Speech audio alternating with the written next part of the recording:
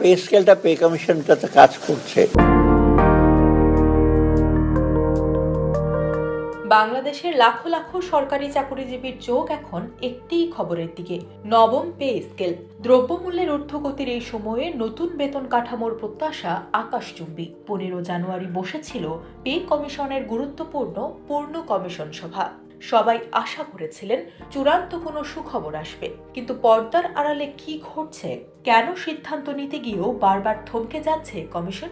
আজ আমরা অনুসন্ধান করব নবম পে স্কেলের ভেতরে জমাট বাঁধা সেই অস্থিরতা আর অমীমাংসিত প্রশ্নগুলো নিয়ে।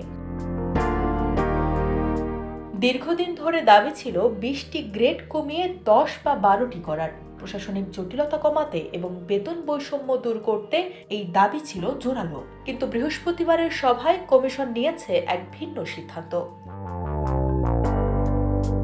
সূত্র বলছে, শেষ পর্যন্ত বর্তমানের 20টি গ্রেডই বহাল থাকছে।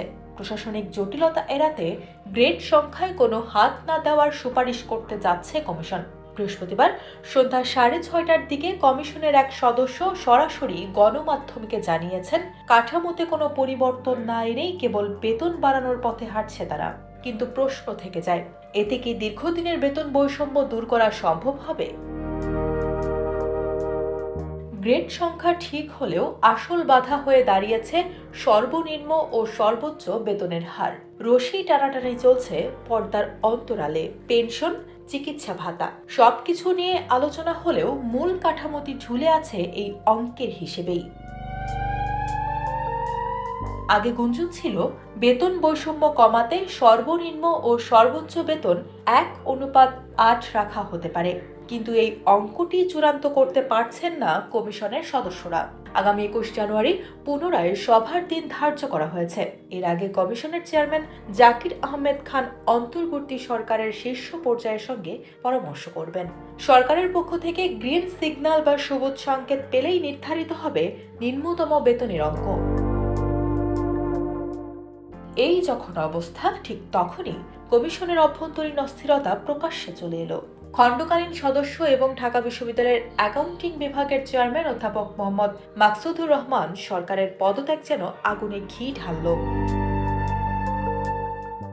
ঢাকা বিশ্ববিদ্যালয় রেজিস্ট্রার ভবনে আয়োজিত এক জরুরি প্রেস ব্রিফিংয়ে তিনি ক্ষোভ উগরে দেন। তার অভিযোগ, পাবলিক বিশ্ববিদ্যালয়ের শিক্ষকদের জন্য করা 33টি সুনির্দিষ্ট সুপারিশের কোনো প্রতিফলনই দেখা যাচ্ছে না কমিশনে। আর এই অবহেলার প্রতিবাদেই তিনি সরে দাঁড়িয়েছেন। একজন গুরুত্বপূর্ণ সদস্যের এভাবে বিদায় নেওয়া কি পে কমিশনের নিরপেক্ষতা আর গ্রহণযোগ্যতাকে প্রশ্নের মুখে ফেলে দিল? সাধারণ সরকারি কর্মচারীদের প্রশ্ন, তাদের পকেটে কবে বাড়তি টাকা ঢুকবে? বর্তমান বাজারের আগুনের সঙ্গে পাল্লা দিতে পে স্কেল কি যথেষ্ট হবে, নাকি প্রশাসনিক মারপ্যাচে কেবল সময় ক্ষেপণই হবে? আগামী 21 জানুয়ারির সভার দিকে তাকিয়ে আছে সারা দেশ। সরকার কি পারবে শিক্ষক থেকে শুরু করে সাধারণ কর্মচারী সবার প্রত্যাশার প্রতিফলন ঘটাতে?